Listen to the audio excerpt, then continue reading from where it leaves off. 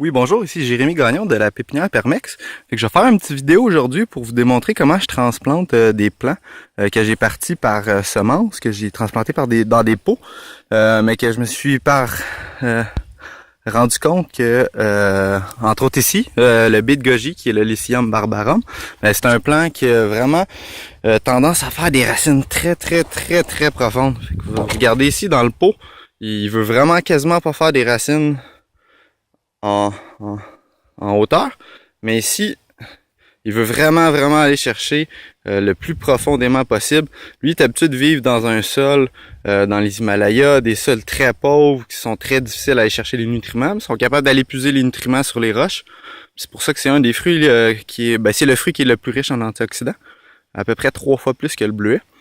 Fait qu'ici, cette variété là, c'est Firecracker, il est supposé être zoné 3. J'ai fait beaucoup de tests auparavant avec les baies de goji, puis je partais des baies de goji à partir des graines qui venaient de Prana, je les faisais germer, mais c'était des zones 5 qui survivaient pas l'hiver. Donc là ici, j'ai mes buttes qui ont à peu près 4 mois maintenant, qui ont eu 2 engrais verts de sarrasin, puis là je suis rendu avec un engrais vert de trèfle blanc. Fait que la structure du sol est vraiment rendue belle. C'est comme vraiment rendu du couscous. C'est comme un sol, très beau sol forestier. Donc tout ça ici, comme les arbustes, comme les Arioni, Melanocarpa, ils vont très bien.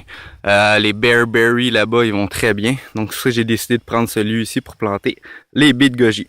Donc vu que je suis dans un sol forestier, d'habitude mon sol il est très mycorhizé de nature, mais vu que j'ai acheté des mycorhizes, je rajoute un petit peu de mycorhize à l'intérieur. On brasse un petit peu la terre, puis vu que le baie de goji a une racine très profonde, ben les mycorhizes, c'est plus important que ce soit en bas. Puis là par la suite, j'utilise mes 2 outils ici pour faire mes trous, puis je fais mes rangs un après l'autre. Puis là ensuite, je recouvre avec la terre alentour, comme ça. Puis là, je continue mes rangs. Fait que des fois, ça dépend des jours, là, mais des fois, on peut planter jusqu'à 1000 arbres et arbustes par jour dans les bustes. Fait qu'on a développé un système qui est quand même très productif. Puis les plantes, ils vont vraiment bien. On n'a jamais eu besoin d'arroser de l'année. C'est sûr que cette année, ça a été une année assez pluvieuse, mais on voit pas de stress hydrique sur les plants.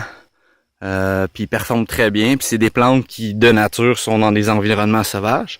Fait que si on reproduit un genre d'environnement sauvage, plein de biodiversité, avec un beau sol forestier, faut juste changer le pH un petit peu, puis y rajouter plus de micro-organismes puis de bactéries pour avoir un bon équilibre entre bactériologique puis fongique.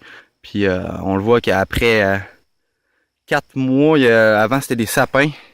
Comme qu'on voit la forêt ici, c'était tous des sapins en train de mourir, super denses, qui est en train de s'auto-atrophier. Puis là, maintenant, on a une production agricole, on produit des arbres puis des arbustes. Puis ça pousse très bien.